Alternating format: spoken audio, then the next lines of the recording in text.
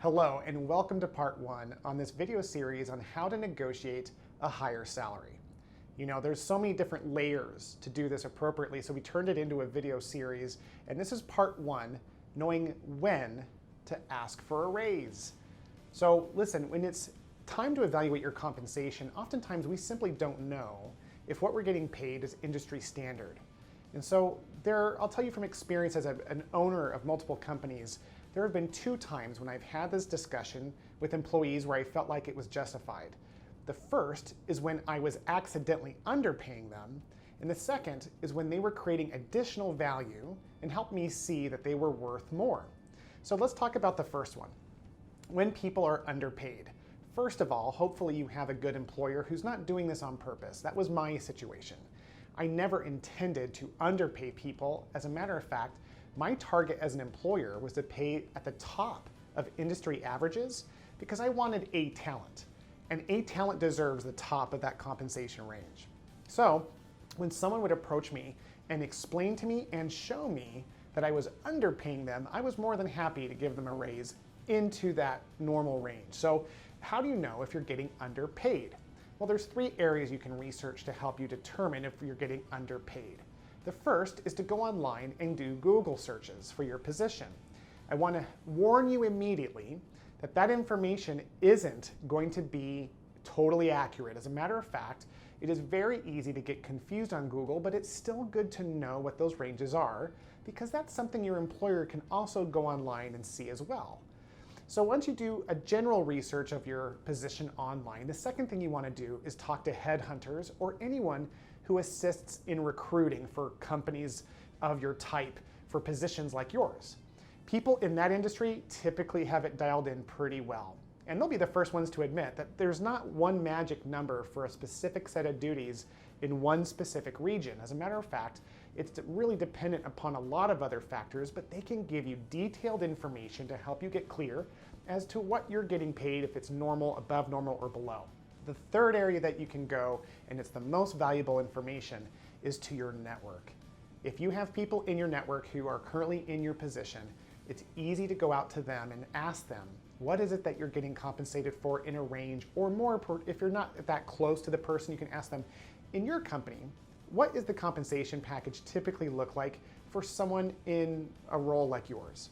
And that way they can talk about it generally without giving a lot of their personal information. Between those three sources, you can take the average number and help you determine, all right, here's my current salary, am I above, below, or right on track? So that's one situation when it's very appropriate to bring that up to your employer. The second situation is when you are clear that you have provided additional value.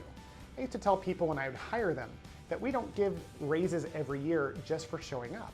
We would have a set of expectations, and if someone met those expectations, then we would compensate the same year over year with the occasional bump for inflation.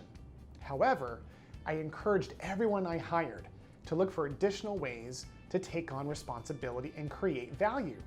And so in any position, there's so many different ways in which you can support the leaders by looking for things that you can do above and beyond what you're currently being paid to do, or by creating value if you work in a service-based industry, by talking to people in a way that really makes them feel special. That doesn't seem like a big thing, but to an employer, when I see an employee working with one of our clients with such devotion and care, that's someone I want to take care of.